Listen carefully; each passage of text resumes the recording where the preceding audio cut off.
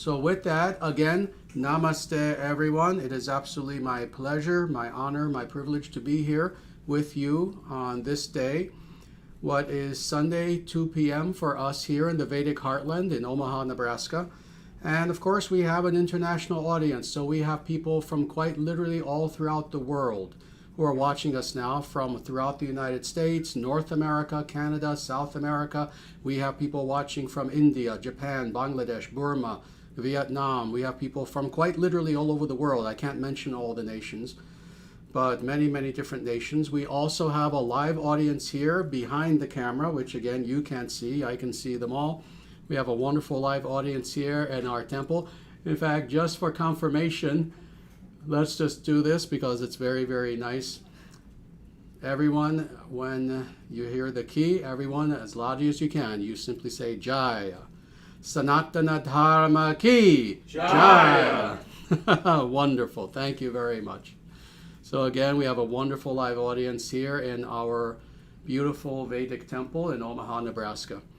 So what we're going to be doing today is a very special talk. We're going to be looking at one specific verse from the Kurma Purana. And the Kurma Purana is a massive Purana. It's very, very large, actually. It has, I believe, a total of 17,000 verses, of which, sadly, we only have 6,000 today. So we do not have the entire Purana. And that's the case for a few scriptures, very few, actually. And how lucky are we that we can say very few? There are so many scriptures, so much literature, ancient literature that has been lost. Thousands of works that have been lost.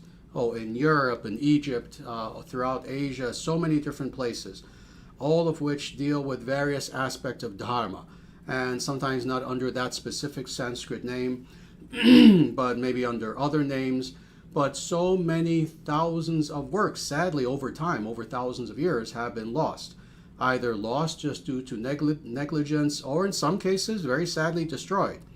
You know, as we know, many libraries were destroyed, like the Library of Alexandria, but truthfully, there were hundreds. Everyone knows the Library of Alexandria, but in actuality, hundreds of such libraries throughout the world, in Persia, in India, in Europe, etc., have been destroyed. So how fortunate are we that, oh yes, with this one Purana, we're missing a good number of the verses, but with the vast, vast, vast, vast majority of the Vedic scriptures, we have it all. We have it all. And that is one thing of many. It's not the only thing, but it's a foundational thing that makes Sanatana Dharma unique. Is that not only are we the most ancient, continuously practiced spiritual tradition upon the face of the earth, but we have it all. We have our scriptures intact. We have our practices. We have our lineages intact. Not, oh, for 1,000 years there were no gurus, so we're speculating now. No, we have everything. And no other religion can say this. And I know, I've studied them all. No other religion can say this, that they have quite literally every single thing intact. So we're very unique in this way. But what we're going to be looking at is indeed one of these very important scriptures, and that is known as the Kurma Purana. And very specifically, the reason why I chose this specific verse is because of the fact that it points beautifully, perfectly to what is the nature of the Absolute, what is the nature of God. And it does so, again, in one verse, which is amazing. Again, this is the magic of these verses, is that in one verse, you see, not a whole book wasn't necessary, a string of verses, no. In one verse, this one verse encapsulates what is the nature of God, what is the nature of the Absolute. And it's just truly amazing. So this talk today is indeed called the Greatest Deity. The Greatest Deity. And the reason why this is the case is because indeed this is what this verse speaks about. So with that, we're going to dive into this beautiful verse from Kurma Purana. And this is from chapter 22, and there are many chapters to this Purana. I forget the exact number, but it's over 90, something like that.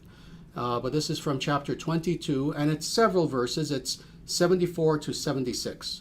So with that, this verse says, "That is Vishnu, from whom the living beings are created and into whom the whole world gets merged. He is the Atman of all living beings. By resorting to him, one is liberated. They call him the greatest deity, beyond the imperishable, and the deity resting in the cavity of the heart. He is the highest bliss, the greatest firmament. He is remembered as Nārāyaṇa. He is ever transcendental, unrestricted by conditions, perpetual bliss, and absolutely pure. So absolutely beautiful, beautiful verses here that explain again what is the nature of God, what is the nature of the absolute. So with that, I want us to go through this verse a little bit. Again, usually we go through many, many verses, sometimes 5, 6 verses at a time.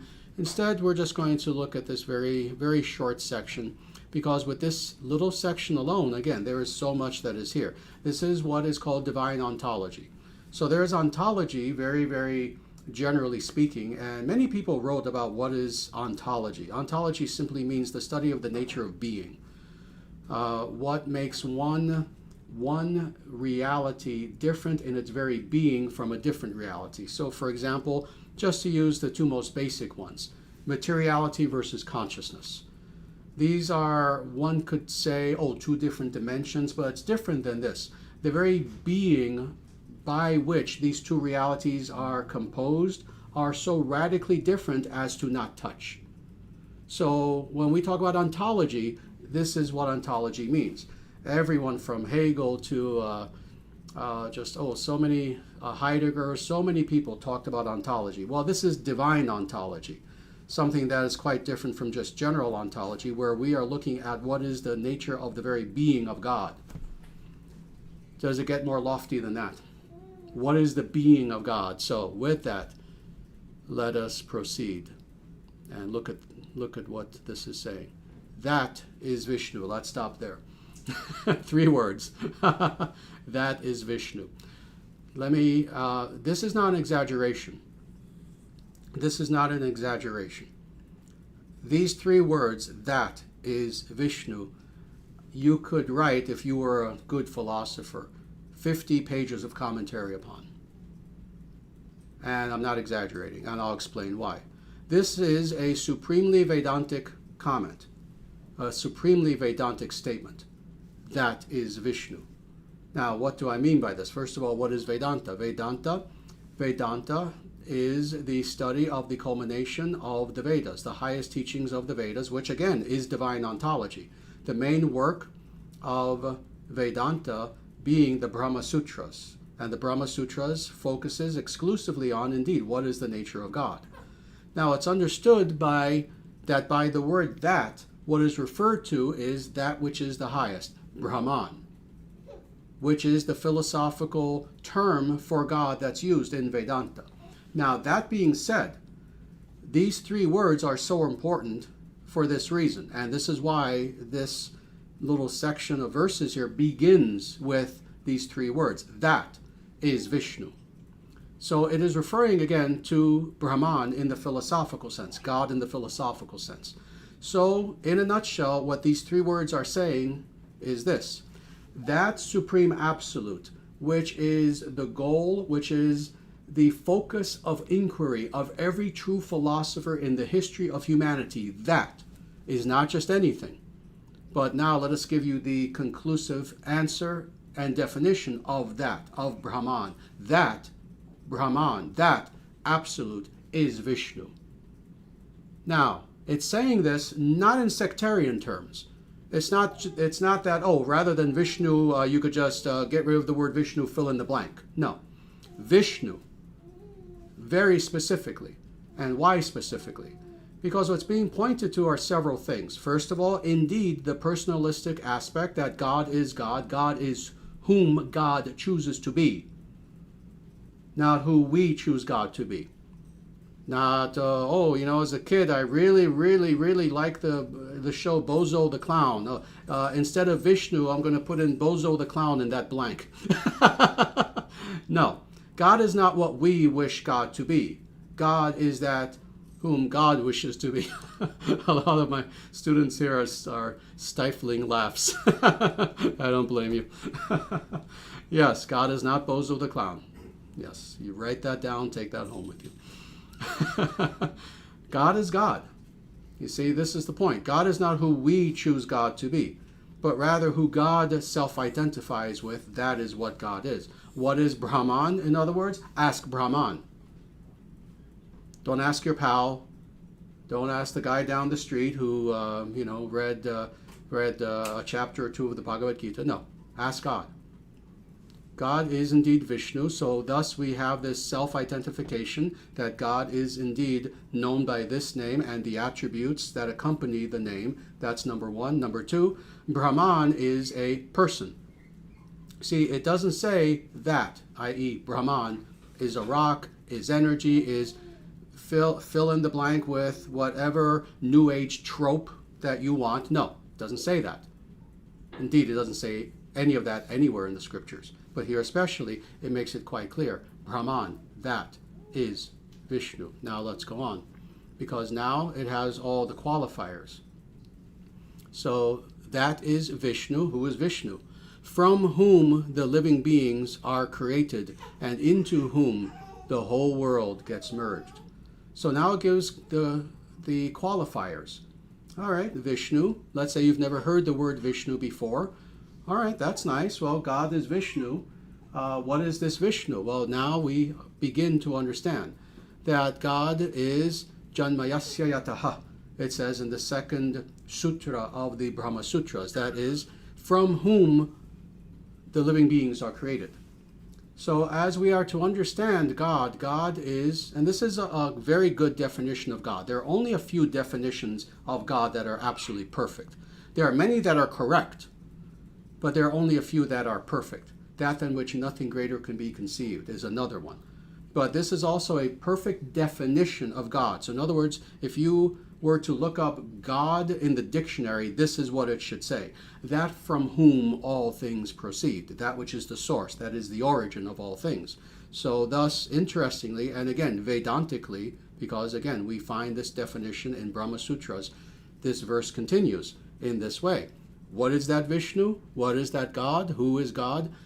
That from whom all living beings are created. So in other words, by extension, again, and we easily can do this by extension because, again, we have the full definition in the Brahma Sutras, not just living beings. See, it states this in terms of living beings and just kind of sticks to that for now because that's what we're concerned about. We are living beings. But in actuality, in the Brahma Sutras, it makes it very clear, as well as in Bhagavad Gita. Krishna himself says this, that he is the source of all spiritual material worlds. Everything proceeds from God. So thus, Vishnu is that being from whom all things proceed and into whom the whole world gets merged.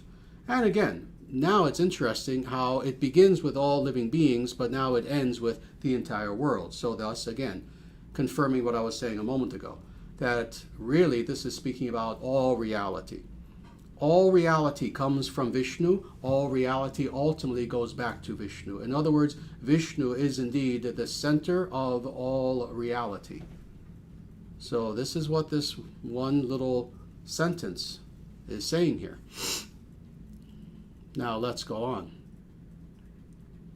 As we continue to go on with these verses, you'll see why I praised this little section from the Kurma Purana so much and explained how, oh yes, if you had nothing else but what we have here, you would understand what is the nature of God.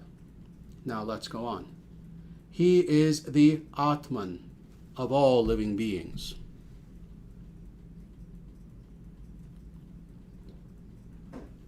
Again, a very, very important clause that we could talk about really for a very long time. He is the Atman of all living beings.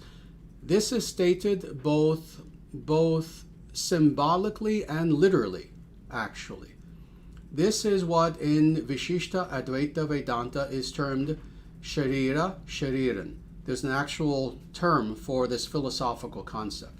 And that is that this is the analogy that's given.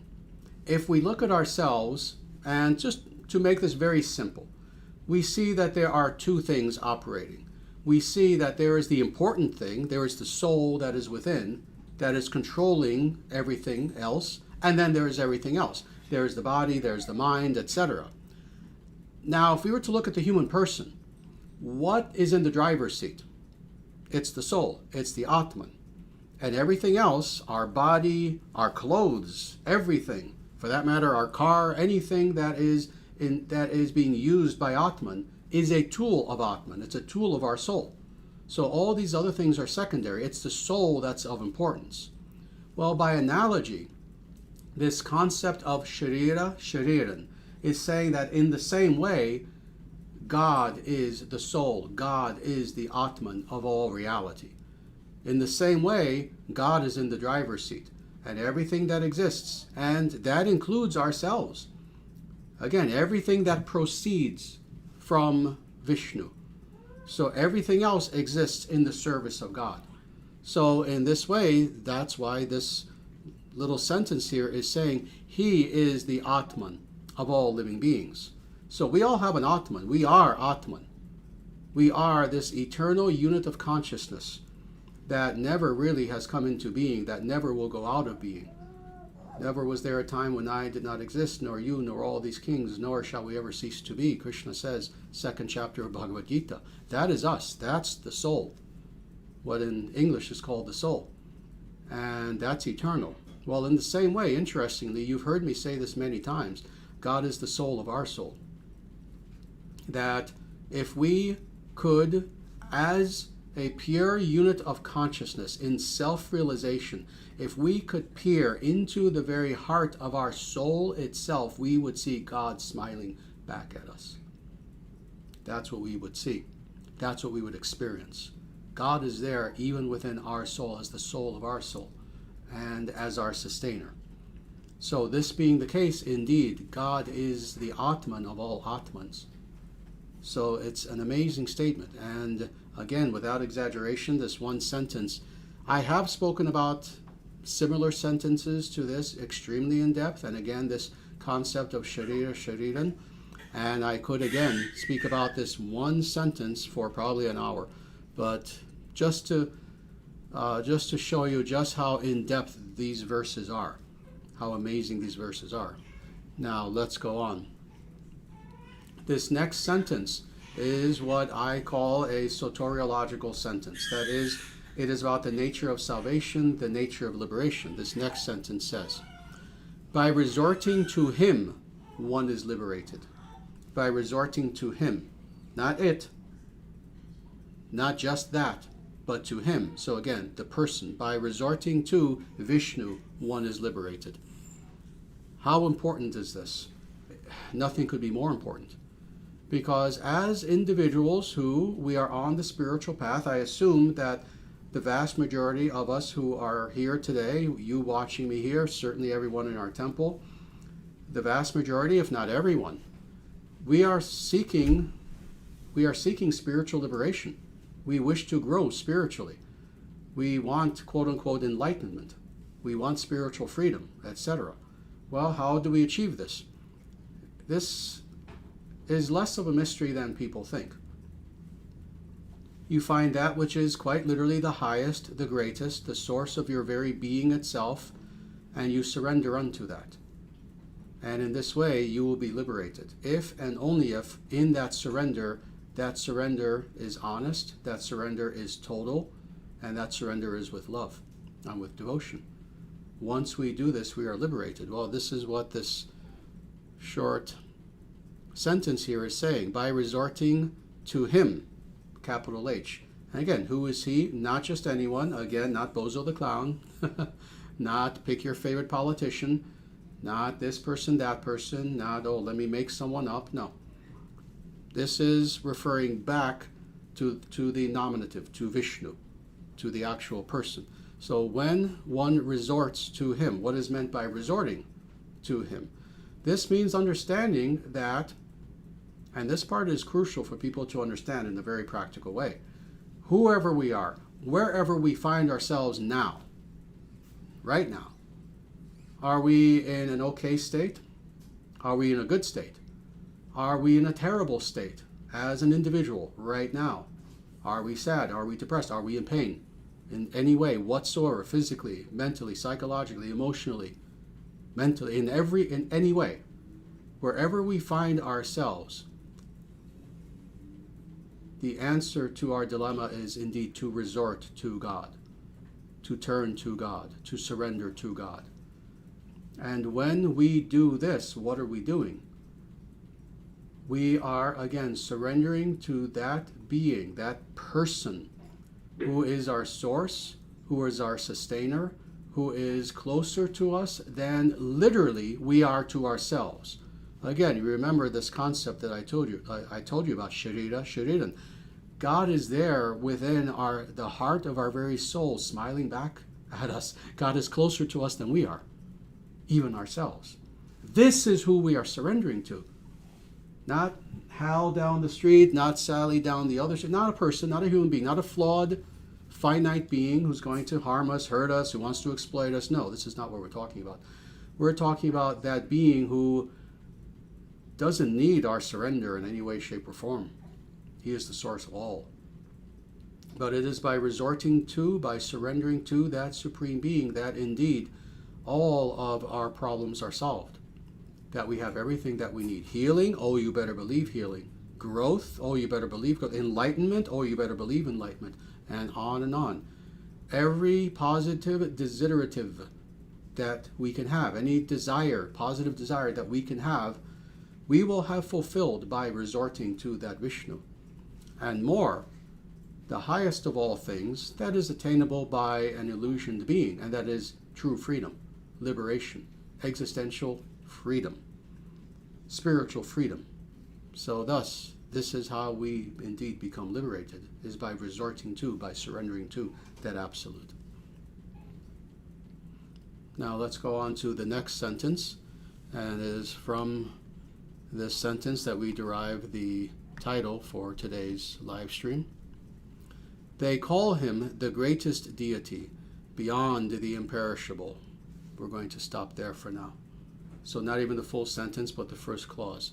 They call him the greatest deity. So in fact, actually we're going to stop there. I went a little bit past where we should stop. Let's stop there. They call him the greatest deity. So indeed, as I have attempted to explain for the last 50 years, as the Vedic scriptures have attempted to explain to us since time immemorial, since before even time, as the great rishis have attempted to explain to us for yuga after yuga after yuga. There is indeed one supreme being, and it's not just anyone. It's not whoever you choose. It's not pick your favorite deity, like going to a buffet and picking which foods you want to put on your plate. No, there is one supreme being, and only one supreme being. And he is known by several names, the most prevalent of which, the most important of which, is Nārāyaṇa. In fact, technically, Shriman Nārāyaṇa is the highest name of God. Also Vishnu, also Hari, also Krishna, etc. This is all Vishnu Tattva. And indeed, the Vedic scriptures speak with one unified voice. There is one supreme being. That is Vishnu. So indeed, they call him the greatest deity. And I've said this before. By they, you see, you'll come across this grammatical construct, this syntactical construct in Sanskrit again and again, when in a scripture it's referring to they as an authoritative statement. It's referring to authorities. Those authorities are the rishis. So when it says they, again, it's not talking about your friends down the street. It's not talking about anyone else you can conceive of. It's talking about the rishis. Not just anyone declares this, but the great rishis declare him, Vishnu, as the greatest deity. Now we go on. Beyond the imperishable. What in the world does that mean? Philosophically. What in the world does that mean? Well, if you're a Vaishnava, you don't even have to think about what that means. You're experiencing what that means. That God is indeed beyond even the imperishable. But again, philosophically, what does that mean? There are many things that are imperishable. Obviously, each and every one of these things is transcendent in nature, is eternal, and is of the nature of consciousness. So thus, there are Atmans. We are all individual Atmans. Are we imperishable? Yes. Yeah, we are. Time, interestingly, is considered to be an eternal constant. Vedic physicists have written about this. It's an eternal constant. It's something that only applies to the material world, but it's still an eternal constant. It's something that goes on perpetually in motion, past, present, future. That being the case, it's considered to be something that is imperishable. Interestingly, Prakriti, that is prime materiality itself, is something that is pre-existent before there's the formation of creation. In Sanatana Dharma, to be very technical, we don't believe in ex nihilo creation, as is believed in Abrahamism. We don't believe that materiality springs from nothing, creation springs from nothing. No, matter pre-existed formation of matter, matter informed. So thus, even materiality, as one of the energies of God, is imperishable. It's eternal. And I can go on and on. All the Shaktis, all the energies of God necessarily are imperishable. So we see there are a variety of imperishable things, categories of imperishable things. So now we're beginning to understand. You see, I'm throwing many clues at you. That when it says that this greatest deity is beyond the imperishable, indeed, if you point to any of these imperishable things, it is God that is the source, in fact, even of anything that is imperishable. What's a funny way of saying that today? Yeah, God is based. There's nothing beyond God. There is nothing. Even if you can point to something that is imperishable, that doesn't even exist in comparison to that which is the divine. Imagine this. This is inconceivable. But such is the nature of not just God, but Vishnu. Now let's go on. And the deity resting in the cavity of the heart. So this also I have spoken about before. And why? Well, because again, the Vedic scriptures speak with one voice, and you see certain themes, actually thousands of them, interestingly, repeated again and again and again. With some, even great literatures, you'll see a dozen themes, maybe a few dozen, repeated again and again and again. With the Vedic scriptures, there are actually thousands of themes, and this is one of them.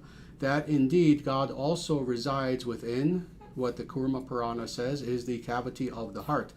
That is that we understand that God transcends all of reality, but at the same time God is immanent within all things, and that includes within us. That indeed, if we were to go within and meditate upon the heart region, what we would discover are two things, not one thing, two things. We would discover ourself as Atman, our own individual Atman, that is who and what we truly are as a unit of consciousness. But then we would also experience that Paramatman. You see, the Vedic literature and Sanskrit specifically doesn't play games. It is the most stringent, most strict, most logical, most philosophically oriented language upon the face of the earth. There is a reason why there are two words, not one, two words, Atman, Paramatman. And Paramatman is God as God is residing within the heart region. So indeed, if we were to look within our heart, we would discover God is there with us at all times. And what an amazing, comforting thing to know that it doesn't matter who we are, where we find ourselves, what is happening to us, good or bad. We're never alone.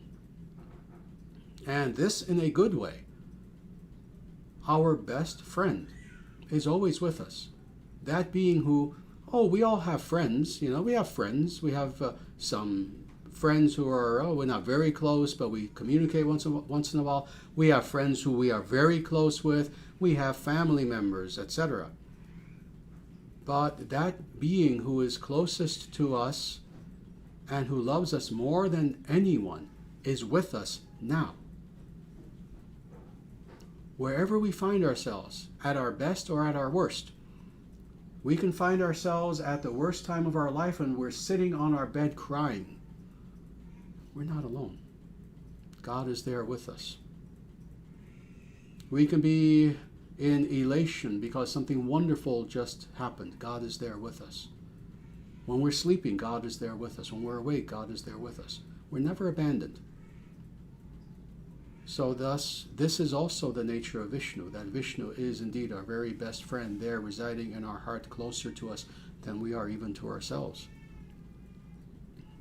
Now let's go on. He is the highest bliss.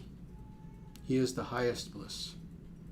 Highest. Now this is speaking of highest, not merely quantitatively, but depth-wise. And this is something that's very important to understand. That when we speak of the qualities of God, we can begin to understand them quantitatively. We can begin. But if we limit ourselves to quantity, no, we haven't gone deep enough at that point, and we'll start to veer toward the material rather than the loftiest heights of the spiritual. We can begin with quantity. So for example, if we were to say, how strong is God? God is the strongest of the strongest. To begin to grasp what that means, if we need to, we can start thinking of quantity.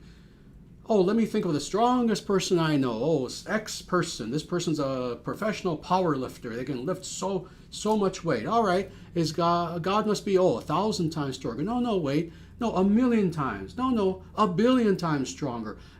You see, in this way, if we need to kind of get a grasp of what is meant by the strongest, that God is the strongest, we can start with that. But if we were to stick to quantity alone, we would be selling God short. Rather, at that point, from quantity, we must shift to quality and depth.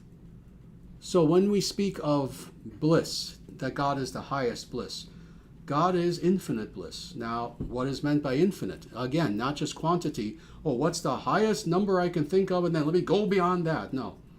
We're speaking of depth. We're speaking of God as an infinite ocean of bliss into which we can choose to dive and to swim for all of eternity, only going deeper and deeper and deeper and experiencing that bliss which God is for eternity. That's depth. That's not just a number. So when it comes to these divine attributes, we can't just put a number on them. Again, in the beginning, if we have to kind of get an intellectual grasp of what's meant, we can. But no, then soon we have to go way beyond just number, and we have to go to depth.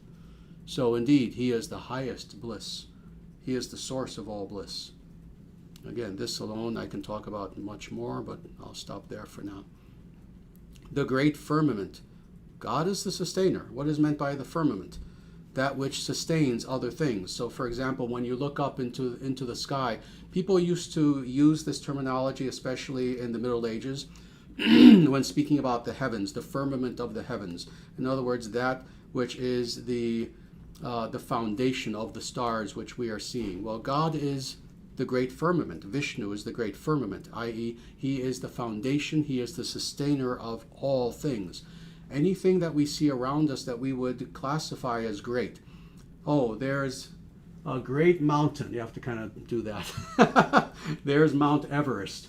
There's the greatest ocean, and I can never even dream of standing on one shore, seeing the other side. Think of the greatest of things. God is the sustainer of all great things. Think of a planet. Think of a universe. Think of multiple universes, because in Sanatana Dharma we understand that there are multiple universes even. If you were to take all great things together, they are just like little stars, little blinking lights, but that firmament, that foundation of it all is indeed Vishnu. Now let's go on. Now, just to make this clear, and again, you'll see why I emphasize this. It may seem like I emphasize this a lot, that indeed we know who God is, we know God's name. It's not just anyone we choose. The Vedic scriptures make this very clear. And just to emphasize this, now the next sentence. He is remembered as Nārāyaṇa. So again, making it very clear. And this is the Sanskrit. It says this in the Sanskrit. That's why it's translated in this way. He is remembered as Nārāyaṇa. Now, interesting that, again, this is accurate. Why does it say he is remembered as Nārāyaṇa? Why does it not say he is known as Nārāyaṇa, his name is Nārāyaṇa? It could say many alternative things. why does it say he is remembered as Nārāyaṇa? Well, this is interestingly both a verse dealing with divine ontology, a sentence dealing with divine ontology, but also dealing with sadhana. How is it that indeed we achieve this liberation that was spoken about earlier? By resorting to him, one is liberated. How do we achieve this? It is by remembering Nārāyaṇa. So this is why we meditate, for example, on the names of Nārāyaṇa. This is why the meditation that is taught by the International Sanatana Dharma Society, by the philosophical system known as Vishishta Advaita, by the Sampradaya known as the Sri Vaishnava Sampradaya, and by the Vedic scriptures. The way in which we remember God is by reciting Om Namo Nārāyaṇaya. It is by meditating upon the name of God that we remember God. So indeed, this is how we know God, is by remembering Nārāyaṇa, by remembering the name of God. And certainly this being the primary way, but also by remembering. The word is smaranam in Sanskrit. By remembering everything about God. Plato spoke about this, many great quote-unquote mystics of the past, true philosophers of the past, that when we are encountering truth, we are doing just that. We are encountering truth, not grabbing truth. Truth is not our servant. We are the servant of truth. When we encounter truth, in actuality, we are remembering what is already there. We are remembering what is already there, which seems lost to our memory. It's like we have amnesia. A person may have amnesia, but they had a life before the amnesia. They had a whole history. They've just forgotten it. They need to reclaim that memory. In the same way, we are remembering who is God. We know who God is. In the deepest recesses of our spiritual memory, we know who God is. And it is by jogging that memory, just like the person with amnesia, by surrounding yourself, if you have amnesia, with things that are from your life that will hopefully begin to awaken your memory. Here are photos of you with your family. Here are the favorite things that you had as a child that you used to play with, and on and on and on. In the same way, what do we do spiritually? We surround ourselves with that which we choose to remember, which we now wish to remember. We surround ourselves with God.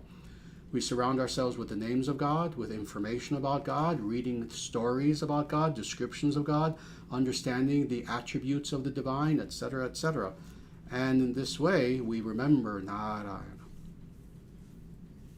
Now, let's go on. This is the last sentence that we'll do, and it speaks about several important things. He is ever transcendental, so very important. Again, I forget how many verses we've looked at now where it confirms that indeed Vishnu, Nārāyaṇa, is ever transcendental. Ever meaning that he is necessarily transcendental. There's never a moment when he's not transcendental. What is meant by transcendental? That he transcends all that which is not, and he is situated exclusively in that which is, in the spiritual sense, in the eternal sense. So thus, God transcends illusion. God transcends materiality. God transcends anything that is lesser than God. God transcends even us, even our Atman. God is greater than us. God is greater than anything but God. So thus, he is ever transcendental, unrestricted by conditions. Again, we've looked at verses also where it's spoken about this very in depth, and we've spoken about this in depth. God is not a conditional being. See, we are conditional beings. What is meant by condition? This is a philosophical and secondarily a theological term, but it's especially a philosophical term. It's a term that's used in symbolic logic, etc. What is meant by something that is conditioned is indeed something that either has its existence or its activity conditioned by something outside of itself, i.e. it is dependent upon something. Well, God is not conditioned. That is, God is dependent upon nothing. God is not a composite being who has many parts, and thus if one part is missing, God is now somehow lacking. No, God is an unconditioned being and thus dependent upon nothing. God is the supreme independent being, compared to whom nothing else is as independent. So, unrestricted by conditions. Perpetual bliss. Now, I want to comment on this a little bit, because you remember a few sentences earlier. It says, He is the highest bliss. Now, interestingly, and I went deeply into that about how, we're not just talking about quantity, we're talking about depth. Indeed, in the earlier statement, it was talking about God as perpetual bliss depth-wise. Now it's talking about God as perpetual bliss. In other words, it's not just that God is infinite bliss, but God is infinite bliss eternally so. Perpetual bliss. Because, you see, this is the thing. You can talk about or think about any good, positive state that you want. You can sit there and think of yourself, me as a billionaire. Yes, that is very nice. You could even become a billionaire. But is it necessarily perpetual? No. See, there's a difference between the two. You don't want to just be a billionaire. You want to be a billionaire for the rest of your life. You see? Those two have to be linked. So again, you have something that you want that is wonderful. You also want it forever. So this is the distinction that's made here. Not only is God infinite bliss, but necessarily so throughout all of time and eternality. And absolutely pure. And Vishnu is absolutely pure. So again, what does this mean? This means spotless. This means that there is nothing that can stain Vishnu. There is no illusion that can overcome Vishnu, etc., etc. God is the source, Vishnu is the source of all purity. So thus, this is why, you see, when you think about this, when you really think about this philosophically, it's quite logical. What is it that we wish to know? Well, we wish to know Vishnu. We wish to know God. We wish to know that being who is the source of all purity, who is ever pure. That being the case, does it not make sense that the more pure we make ourselves, well, the more we are in a position to know that which is the ever pure. So this is indeed why we practice. This is why indeed we are spiritual people. And it's not the idea of pure as a type of a rigid puritanism. Let's see who can win the race to be the most pure. No, that's not what's meant. You see, again, don't think quantity, think quality. Don't think, quote unquote, who's that human who is the most pure? No. Think, who is that person who is the most humble? Who is that person who is the most giving? Who is that person who is the most compassionate? Who is that person who is the most charitable of heart, etc., etc.? Who is that person who is the most loving? This is the sort of purity we're talking about. A depthfulness of heart. Not a show-offedness sort of purity, but rather a purity of heart. If we are to know that being who is absolutely pure, then we ourselves have to become as pure as possible. So with that, I thank you all very much for listening to my discourse on these verses from Kurma Purana. And we will stop here for now, and I would like to see if there are any questions. We have a little bit of time. You see how just with this small little section, we took a good amount of time actually talking about this. But we still have a little bit of time, so indeed, if anyone out there has any questions about anything that we discussed, or truthfully any aspect of Sanatana Dharma, please feel free to ask.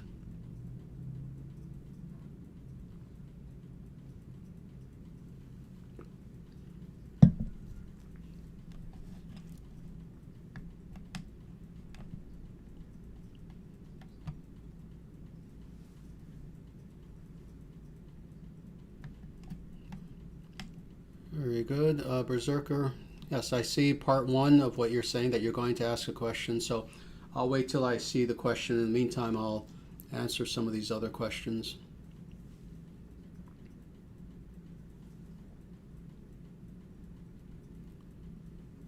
Very good.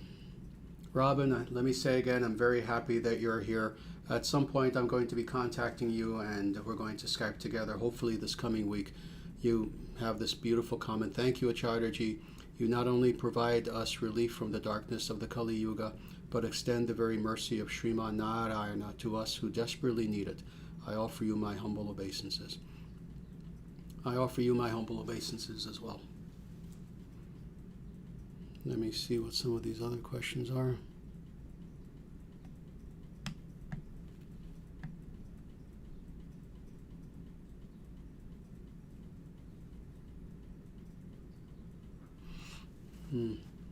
Good. Here is a very nice cosmogonic and cosmological question, and it is from the Swede.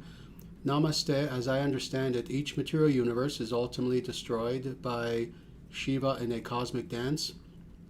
Why does each universe have to be destroyed, and how long does a universe have to exist? Very nice. Good questions, actually. It's not just one question, but several questions. Yes, indeed. It is ultimately Lord Shiva who is responsible for the dissolution of the universe.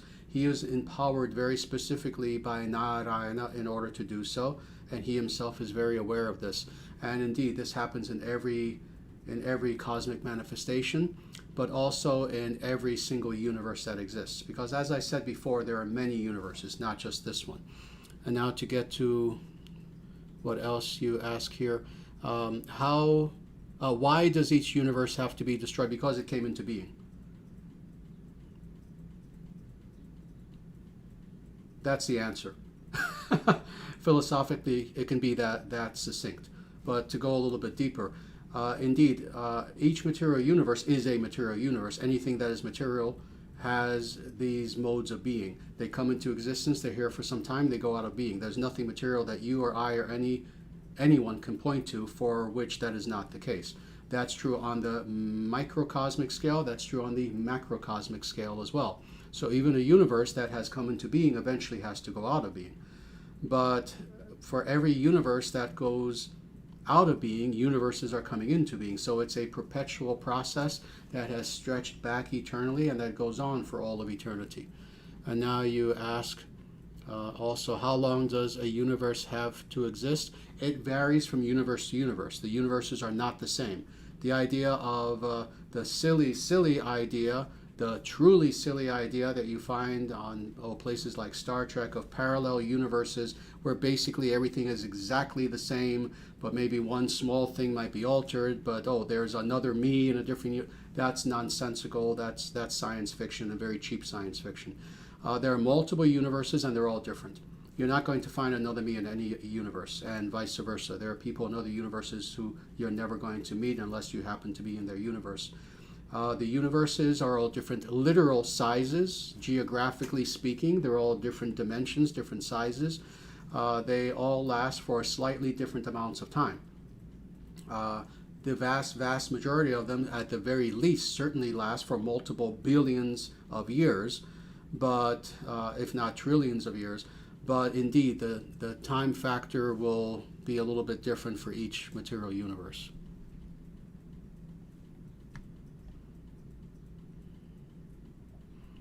Very good. Marius, very good to see you from Germany. Bishwajit, wonderful to see you from the UK. Very good. All right, now here is the question from Berserker. And it is, in near-death experience accounts, many claim to experience meeting Jesus, but never Krishna. Why is this the case? Not true.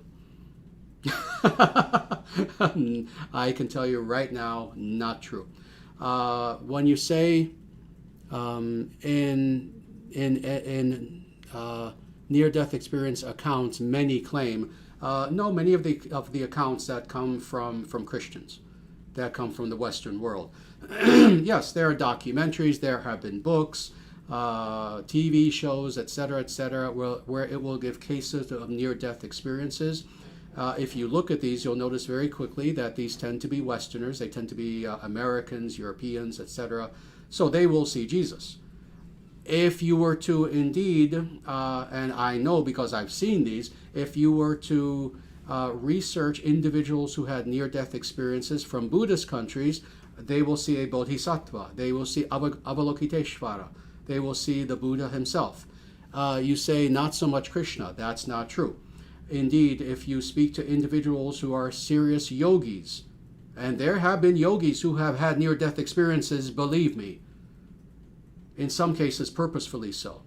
Oh, they will encounter Vedic deities. So again, this will shift from culture to culture to culture. Now, why is this the case? You become like that upon which you meditate. In other words, if a person is a religious Christian, they will have Jesus on the mind. Jesus will be there, if not on the forefront, then certainly in the recesses of their awareness, of their consciousness. This being the case, they will have an experience of Jesus. And more than this, I would go a little bit deeper than most people would, because a lot of people, either semi-atheistic researchers or even a lot of semi-spiritual people, will say, well, of course, this is all psychological. You know, they're not really meeting Jesus. You know, it's because they were raised in a Christian background. Oh, that's what comes to mind. No, I would say they're meeting Jesus, actually. And again, it's because if they are individuals who they are religious, and that happens to be the path that they have followed for some time. And again, you know, Jesus being the primary religious personage that they have focused on for all of their life, they will meet Jesus. Jesus was a real being. We consider Jesus to be a Dharma master.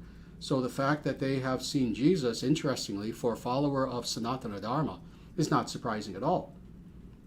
Indeed, if an individual who has been meditating on Nārāyaṇa for decades were to have a near-death experience, more likely they would see a great Acharya, a great Guru, a great Rishi. They would see maybe even Nārāyaṇa himself. So yes, indeed, that's the answer to that. Very good.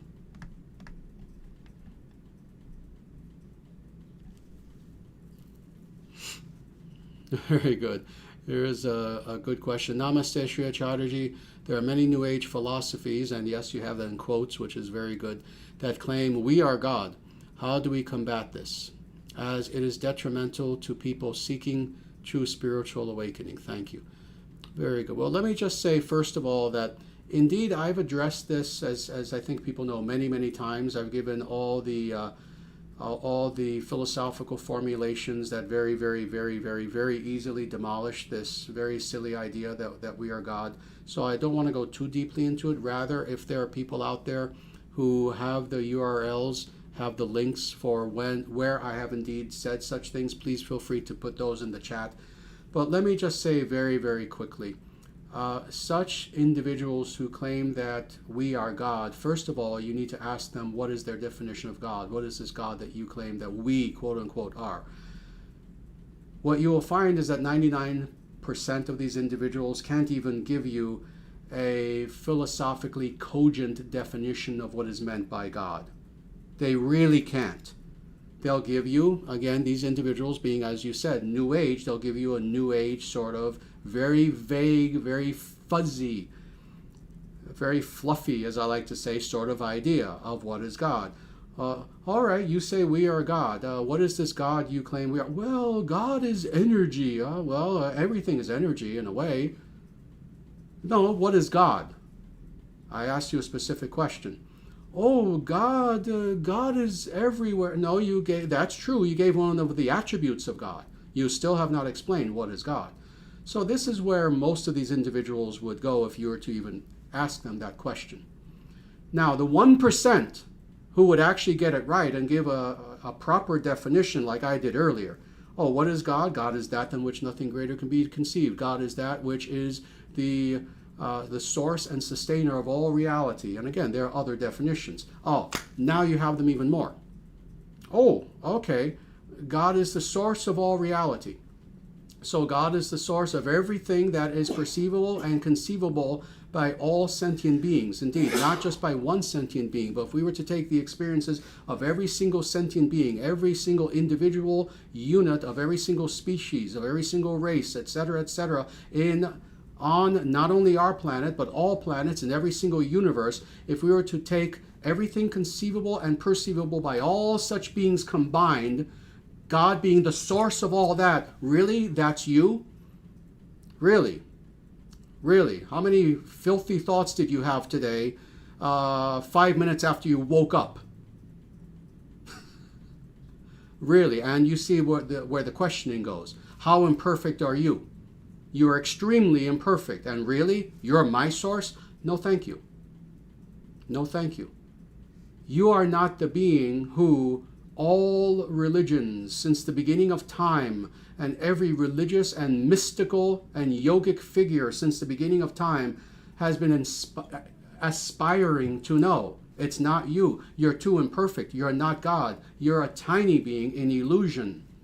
Please don't insult God anymore by claiming we are God. I'm not God. I have to eat. I have to go to the bathroom. I have to sleep. I make mistakes every second. Please don't call me God. You're insulting God. See, that's humility.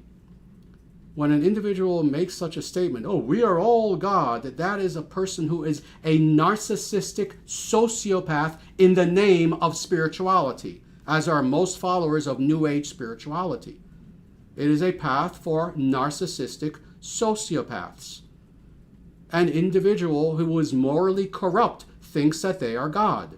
Why do they think that? Why do they insist that we? See, they don't care about the we. They're talking about themselves. Why are they saying, I am God? Because indeed, in their perverted, illusioned mind, they want to be what they think God is, which is all-powerful. All that they want is the power of God, not the responsibility of God. They don't want to be that one being who loves all other beings unconditionally and eternally. They'll claim they do, but they don't. They want to be Superman, writ infinite. So thus, anyone who claims we are all God, they're saying I am God, and they're saying I am God because they are a narcissistic sociopath who wants to control the world. Indeed, we have enough narcissistic sociopaths in the form of lots of evil billionaires who think they do control the world right now. And upon death will be shown how wrong they are, that they can't even control their own body. No, we're not God. We must aspire to be servants of God, and in that way we will know God. Short answer.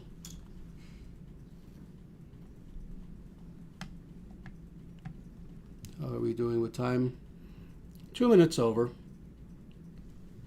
But again, let me just see if maybe there's another question I can answer.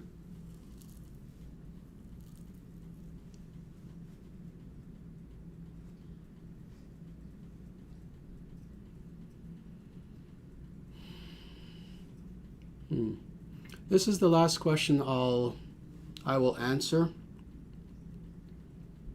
And it's a deep one. It's also from Berserker.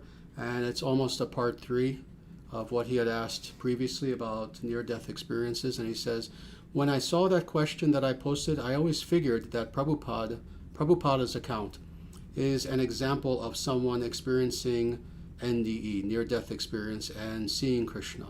Would this be a correct assessment? Yes and no. Technically speaking, you could kind of say that. And for those who don't understand what Berserker is speaking about, let me just give the little bit of background. In 1965, when Prabhupada came to America, and he was on the Atlantic Ocean, he came here by boat on a ship called the Jaladutta, which left from what now is called Mumbai, which back then was called Bombay. And it was a freighter ship. It was not a ship that was meant for passengers, but it was the only way he could get here. So he had to be on a freight ship. This 69-year-old man, this scholar, this sadhu, this pure devotee of Krishna, he had to be on a freight ship with no other passengers. The only people who were on that ship were the sailors, the crew of that ship. And on the Atlantic Ocean, as this little ship was coming across the ocean, at one point for days there was very bad weather, storms, and the ship just almost capsizing and just being there was very violent weather, etc. And Prabhupada had a heart attack on the ship. And then, as if that wasn't enough, he had a second heart attack on the ship. And, they had some little medic, but, the person tried his best, but Prabhupada really had next to no care. But he recovered.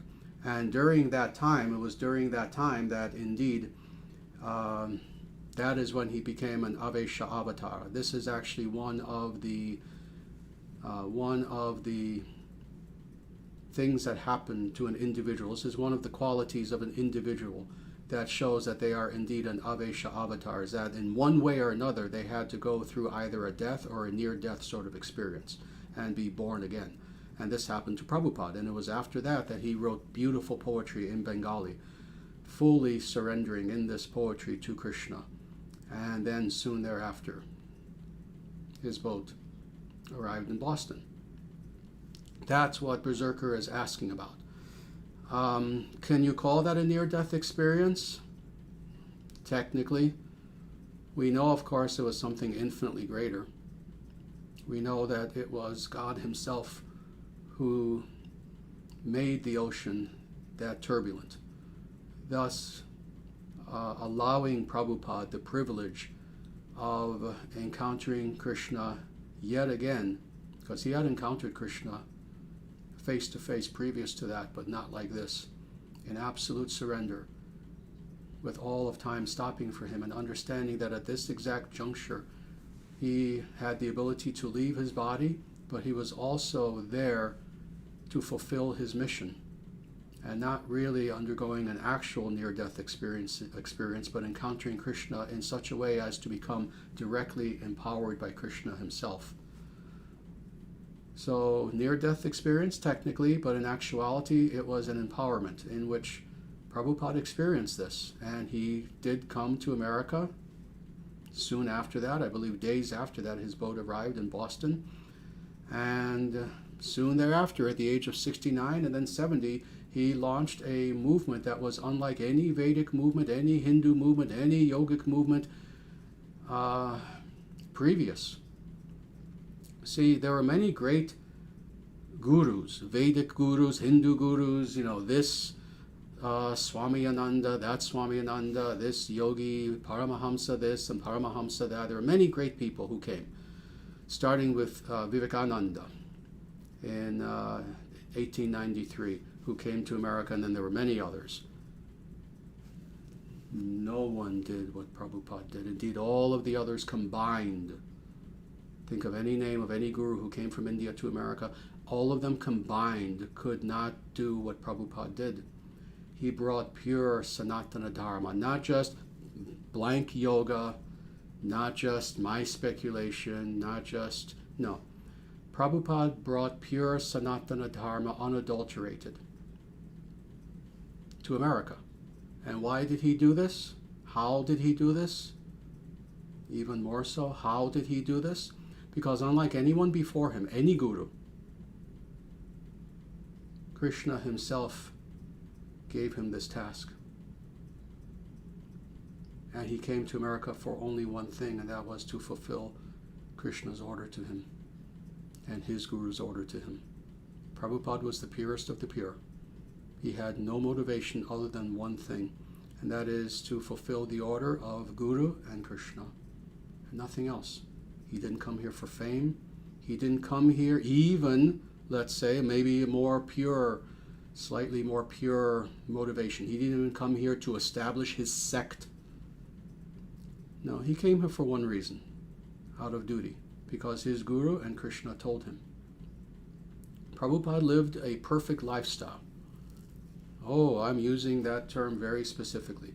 Prabhupada lived a perfect lifestyle. Perfect for a yogi, perfect for one who wants to know God, for one who wants to know Krishna. He was living, right before coming to America, he was living in Vrindavana, the land of Krishna.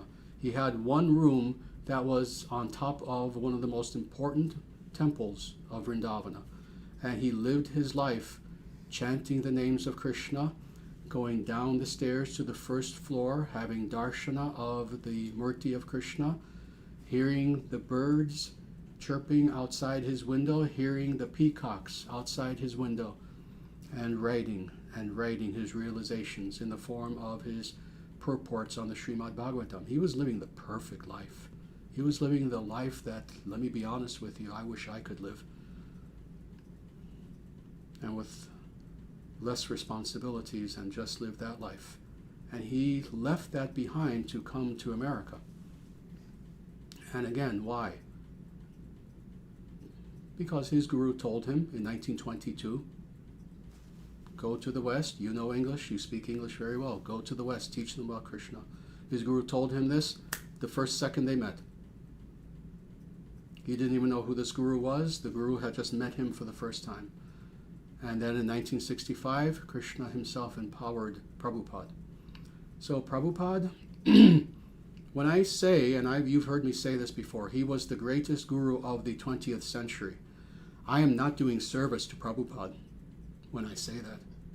I'm doing a disservice to him. That he was the greatest guru of the 20th century, that's putting it lightly. He was purity incarnate. And I exist because of him. So indeed, Prabhupada. With that, we will stop here. I thank you all very much for being here. Namaste.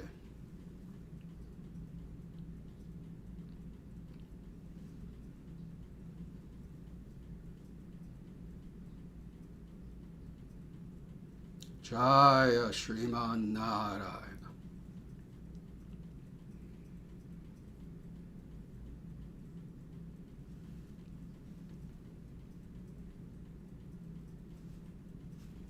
All of you, please take very good care.